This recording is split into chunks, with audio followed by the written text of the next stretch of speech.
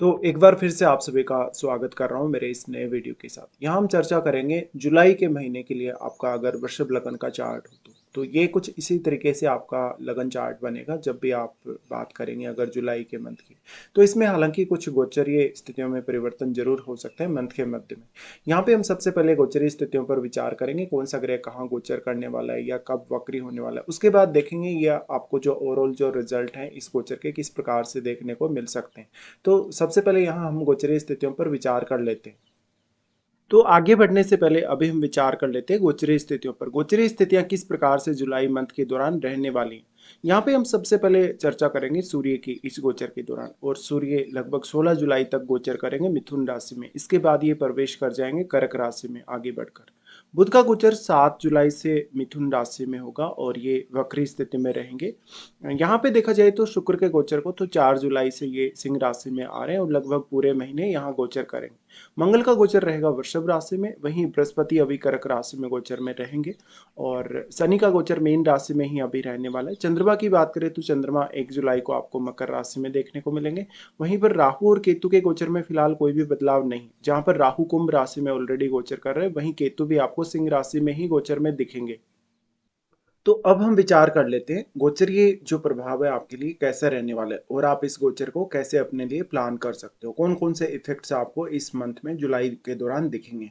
वृषभ लगन के चार्ट के हिसाब से आपका कुछ इस तरीके का चार्ट है और यहाँ हम लग्नेश से स्टार्ट कर रहे हैं। तो लग्नेश आपके शुक्र हैं और शुक्र जा रहे हैं इस मंथ के गोचर में फोर्थ हाउस में, जहां पर वो केतु के साथ कंजक्शन में आ जाएंगे। केतु के साथ कंजक्शन में वैसे अगर कोई भी ग्रह किसी का भी अगर लग्नेश है तो थोड़ा कंफ्यूजन रहता ही, और यहाँ भी तो शुक्र यहाँ पे क्योंकि छठे घर के भी लॉर्ड होकर आ रहे हैं, इसलिए आप अपने वर्क प्लेस पे भी उतने ज़्यादा कंफर्टेबल नजर नहीं आएंगे। थोड़े से असंतुष्टि का जो भाव है आपके मन में जरूर रहेगा, अपने पारिवारिक रिश्ते, अपने कैरियर को लेके और बाकी कुछ अन्य मामलों में, विशेषकर आपके धन संपत्ति से रिलेटेड मैटर में और आपके कहीं ना कहीं जो घरेलू सुख सुविधाएं हैं उनके मामलों में।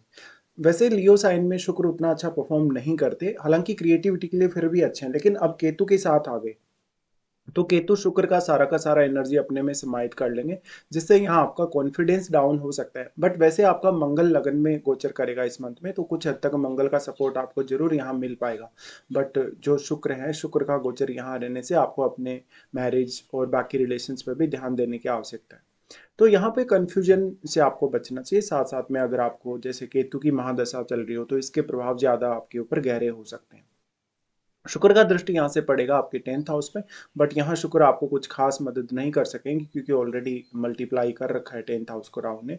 और शुक्र क्योंकि काफ़ी कमजोर हो चुके केतु के साथ आने की वजह से, इसलिए आपके चार्ट में देखिए अगर शुक्र कमजोर हो आपके जन्म के समय का तो आपको ज़्यादा समस्याएं आएंगी, विशेषकर पारिवारिक मामलों में और अपने रिलेशनशिप को लेकर। अगर आपका शुक्र लेकिन बहुत ही अच्छा प्लेस्ड है तो कुछ हद तक आप मैनेज कर पाएंगे स्थिति को।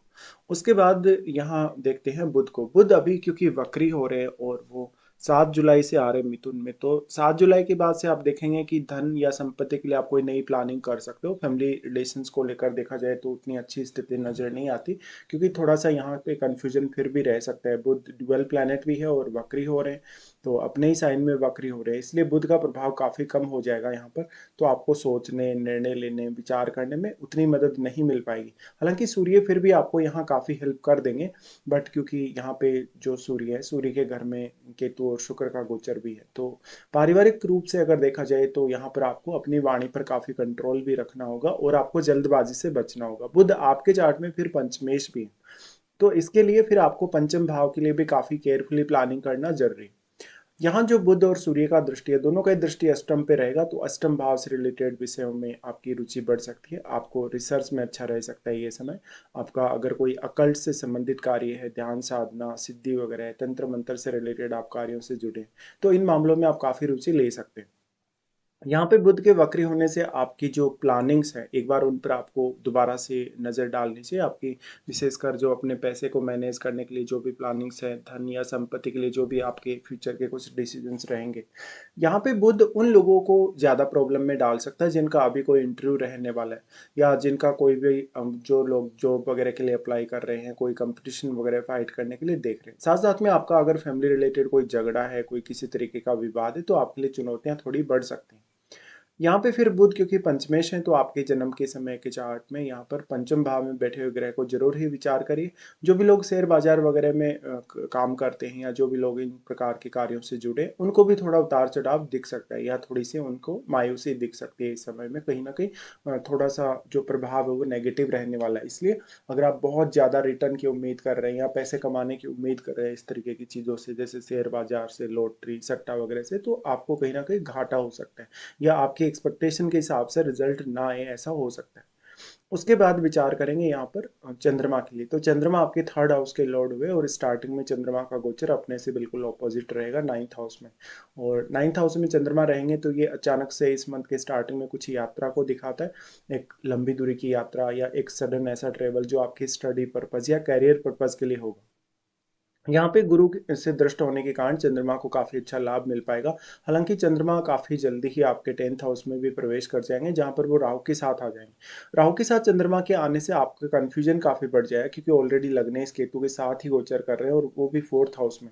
लेकिन चंद्रमा के यहाँ आने से आपके मन में काफी ज्यादा डिफिकल्टीज होंगी, विशेषकर अपने कैरियर को लेकर। जो भी अगर आप कोई निर्णय लेना चाहते हैं और आपके ऊपर थोड़ा स्ट्रेस रहेगा, एंग्जाइटी ज्यादा रहेगी, तो काम का प्रेशर आप कम से कम ले। उसके बाद में चंद्रमा फिर से यहाँ पर राशि परिवर्तन करेंगे, तो ये इनका राशि परिवर्तन होगा 5 तारीख के आसपास और इस समय ये शनि के साथ गोचर में होंगे। शनि के साथ होने से आपको हालांकि थोड़ी देरी हो सकती है निर्णय लेने, सोचने या विचार करने के लिए, लेकिन फिर भी यहाँ पर कम से कम आप निर्णय थोड़ा लेट ही ले पाए, बट ले पाएंगे।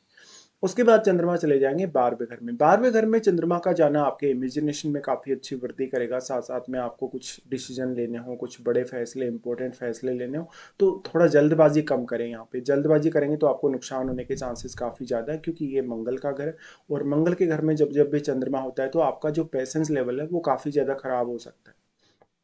उसके बाद देखते हैं सूर्य को। सूर्य आपके 4th हाउस के लॉर्ड है और स्टार्टिंग में सूर्य का गोचर रहने वाला है आपके 2nd हाउस में, जहां पर वो मिथुन राशि में रहेंगे।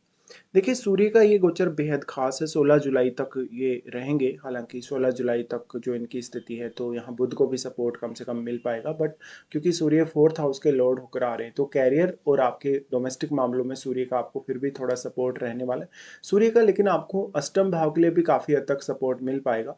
तो यहाँ पर सूर्य के आने से ईगो से बचें, अपने फैमिली रिलेशंस को सुधारने की कोशिश करें या फैमिली के सदस्यों के साथ आप काफ़ी अच्छे से कहीं ना कहीं पेश आए।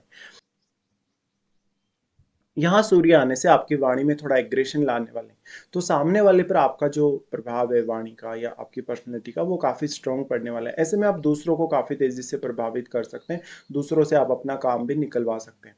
सूर्य बट 4th लॉर्ड होने की वजह से अब आपको अपनी फैमिली के लिए स्वयं ही जिम्मेदारी लेनी पड़ेगी। सूर्य उसके बाद अपना राशि परिवर्तन कर लेंगे और 3rd हाउस में आ जाएंगे। हालांकि 3rd हाउस में सूर्य आएंगे तो ये ज़्यादा बेटर पोजिशन होगी आपके 2nd हाउस की तुलना में। हालांकि सूर्य यहाँ पर आपके अष्टम भाव से रिलेटेड मामलों में काफी आपको सपोर्ट करते हुए दिख रहे हैं, लेकिन बाद में वो अपना राशि परिवर्तन करके जब गुरु के साथ कंजक्शन में आ जाएंगे तो कहीं ना कहीं एक थोड़ा घरेलू मामलों के लिए अच्छा हो जाएगा। डिसीजन लेना थोड़ा आसान हो जाएगा, डिसीजन को इम्प्लीमेंट करना आसान हो जाएगा। इसके साथ साथ आपके जो फैमिली रिलेशन है वो थोड़े इंप्रूव हो जाएंगे। सूर्य और इनका फिर दृष्टि जो कि 9th हाउस पे पड़ रहा है तो आपका 9th हाउस भी काफी ज्यादा एक्टिवेट हो जाएगा। और क्योंकि 3rd हाउस में काफी एनर्जेटिक प्लैनेट है सूर्य और अगर आ रहे हैं तो निश्चित तौर पे आपके लिए हार्ड वर्क करना मुश्किल नहीं होगा। इससे आप अपनी आगे की प्लानिंग काफी अच्छे से कर सकेंगे। तो उसके बाद यहाँ पे अब विचार करते हैं मंगल के लिए। मंगल जो कि आपके सप्तमेश है और वो आपके 12वें घर के भी लॉर्ड हैं। फिलहाल मंगल आपके लगन में रहेंगे इस समय गोचर में, तो ये मंथ में लगभग इनका जो गोचर है वो लगन में ही बीतने वाला है। देखिए, लगन का मंगल वैसे आपको काफी एक्टिवेट रखेगा और क्योंकि इस समय जो शुक्र है वो केतु के साथ जा चुके हैं और मंगल का भी स्वयं का संबंध केतु के साथ बन रहा है, तो यहाँ थोड़ा अचानक से एक फाइट, एक झगड़ा या थोड़ी अनबन फैमिली में होने के चांसेस जरूर है। लेकिन यहाँ पर आप अगर मंगल की एनर्जी का सही दिशा में प्रयोग कर लें तो इसको आप अवॉइड कर सकते हैं। मंगल लगन में आने से आपकी हेल्थ के लिए, आपके ओवरऑल फिजिकल स्ट्रेंथ के लिए काफ़ी अच्छा रिजल्ट आपको प्रदान करेंगे और वो 12वें घर के लॉर्ड हैं। तो आपका रात्रि का जो रूटीन है वो भी काफ़ी एक्टिव रह सकता है। मंगल यहाँ से फिर दृष्टि डाल रहे हैं सबसे पहले 4th हाउस पे, और केतु मंगल का जो संबंध है वैसे वो उतना अच्छा होता नहीं, लेकिन यहाँ पर लियो साइन में, लियो राशि में है केतु, तो यहाँ आपको कहीं न कहीं सडनली कुछ नई प्लानिंग्स करनी पड़ सकती है फैमिली रिलेटेड कार्यों के लिए। तो यहाँ पर आपको अपना जो धैर्य है उसको बनाए रखना काफ़ी ज़रूरी हो जाएगा। यहाँ पे अब मंगल आपके इमोशंस में काफ़ी वृद्धि करेंगे, आपकी फीलिंग्स को कहीं न कहीं बढ़ाने वाले हैं और आपको बहुत ही हाई एक्सपेक्टेशन देने वाले हैं। तो लाइफ में आपको कुछ गोल अचीव करने हैं, आपको लाइफ में काफ़ी तेज़ी से आगे बढ़ना है, उसके लिए मंगल का आपको बेहद अच्छा सपोर्ट मिल पाएगा। हालाँकि ऐसा मंगल रिश्तों के लिए उतना अच्छा नहीं है, फैमिली के साथ थोड़े मतभेद भी दे सकता है। मंगल का दृष्टि सप्तम घर पे होगा। सप्तम घर पे होने से अब कुछ हद तक, क्योंकि वो मंगल यहाँ पे सप्तमेश है, तो जीवन साथी आपके ऊपर कहीं ना कहीं हो सकता है बहुत ज्यादा हावी ना हो। जीवन साथी आपके अंडर में काम करने वाले हों, जीवन साथी आपसे कोई ना कोई सलाह लेने वाले हों, या आप कुछ हद तक अपनी जो बातें हैं वो थोप रहे अपने जीवन साथी पे, ऐसा हो सकता है।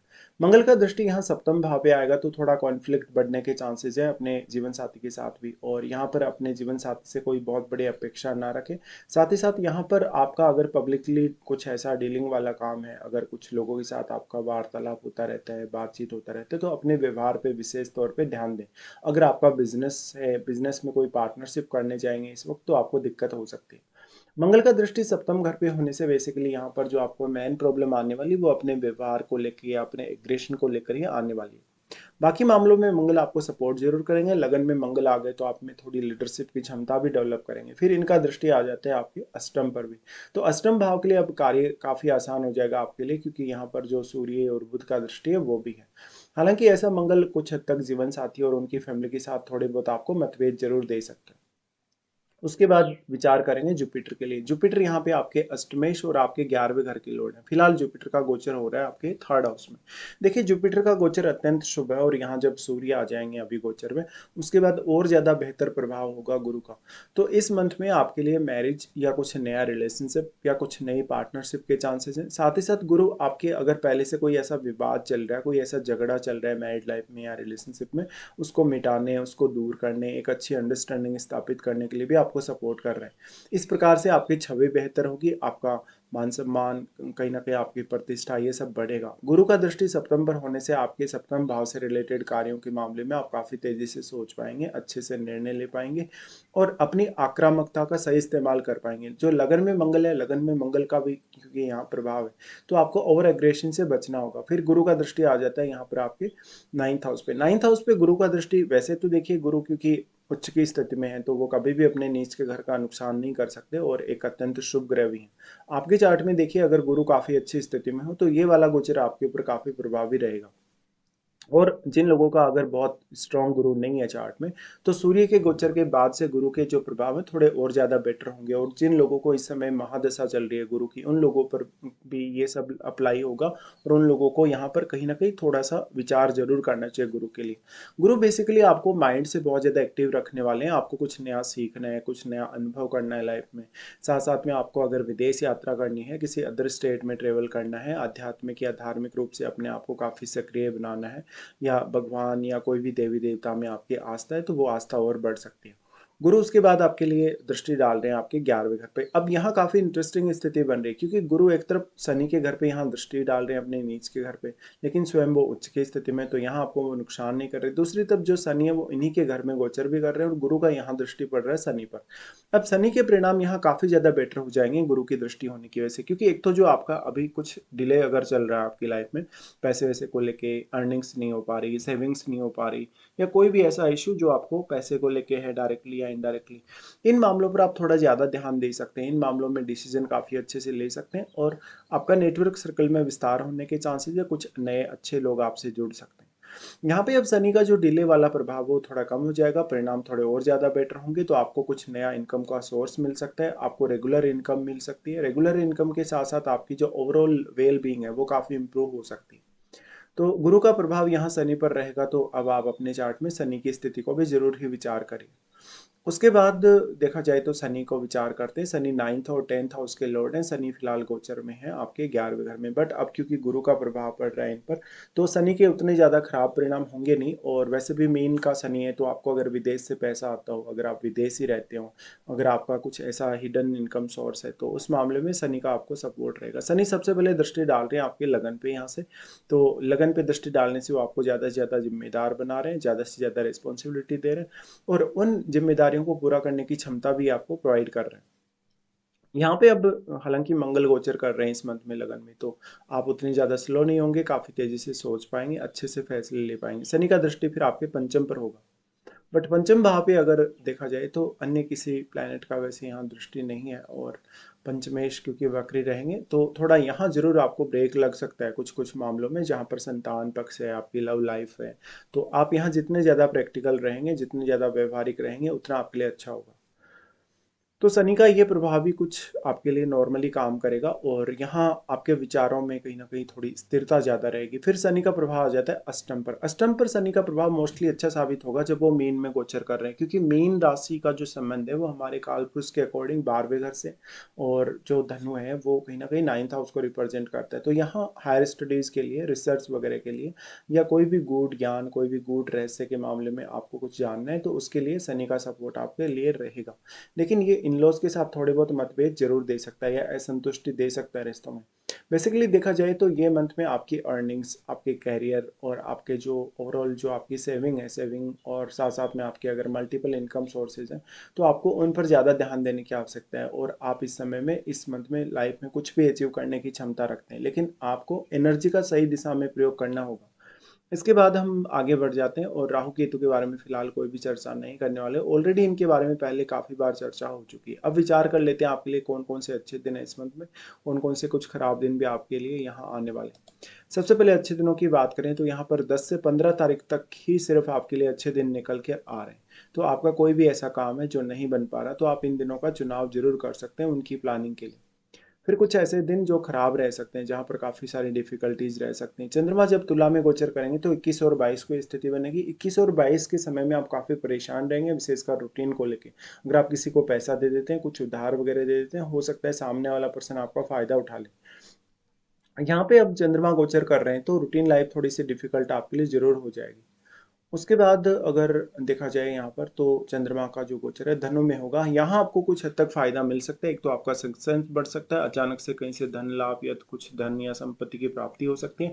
साथ ही जिन विषयों से रिलेटेड आप फैसले नहीं ले पा रहे, तो आप 26 और 27 को थोड़ा ट्राई कर सकते हैं, हालांकि थोड़ा स्ट्रेसफुल समय जरूर रहेगा। फिर चंद्रमा आ जाएंगे मेष राशि में, जब वो आएंगे 8-9 को। 8 और 9 दो तारीख ही है, यानी 2 दिन ही है। तो इन दिनों में आपको सबसे ज़्यादा डिफिकल्टी होगी, निर्णय लेने में धैर्य की कमी रहेगी, साथ में आपसे कुछ गलती भी हो सकती है बड़ी। तो ये कुछ प्रॉब्लम वाले दिन है। तो फिलहाल हमने यहाँ पे पूरा डिस्कशन किया। फिलहाल आपको वीडियो देखने के लिए धन्यवाद।